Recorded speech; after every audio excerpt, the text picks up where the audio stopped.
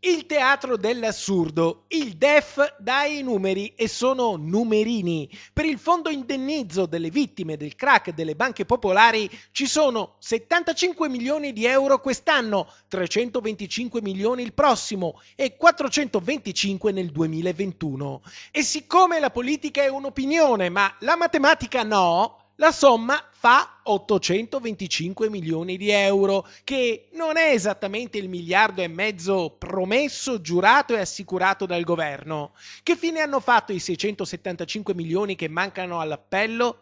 I risparmiatori si innervosiscono. La pagina 128 del documento Economia e Finanza diventa virale. La questione è sempre più incandescente, ma il sottosegretario Massimo Bitonci butta acqua sul fuoco. È logico che più tardi e più in ritardo arriva il decreto, meno possibilità c'è di effettuare la maggior parte dei pagamenti nell'anno 2018 e quindi la programmazione corretta è stata una parte nel 2018, 2019, 20 e 21, quindi 1,5 miliardi rimane. Massimo Bitonci conferma lo stanziamento di 1,5 miliardi di euro per il fondo indennizzo risparmiatori tra il 2019 e il 2021. Le cifre che appaiono sul DEF sarebbero solo una previsione di cassa. Il vero problema però è che al di là dei tecnicismi il rubinetto dei risarcimenti resta congelato. Il Premier, non più tardi di 5 giorni fa, ha convocato a Roma le associazioni, proponendo un accordo messo ai voti e promosso da 17 associazioni su 19,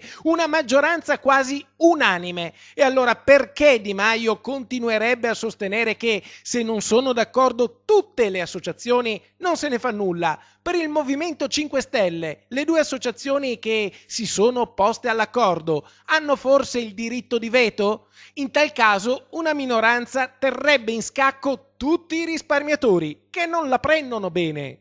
Il fondo non viene attuato perché c'è una minima parte delle due associazioni che non sono d'accordo. Bene, sappiate che da questa sera c'è uno stato d'allarme generale di tutti i risparmiatori. Le associazioni si preparano a scendere in piazza. 17 su 19 spingono perché l'accordo proposto dal governo diventi operativo così come previsto, risarcendo senza arbitrato chi abbia un reddito fino a 35.000 euro o un patrimonio mobiliare sotto i 100.000 euro.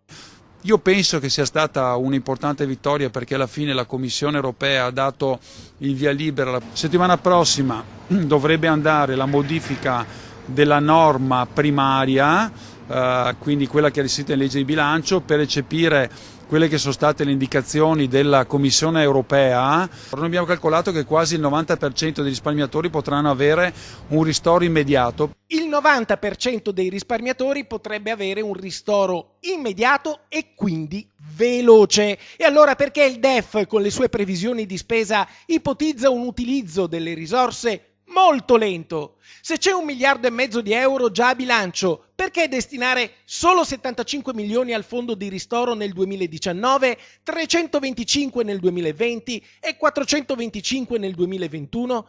Perché questo contagocce?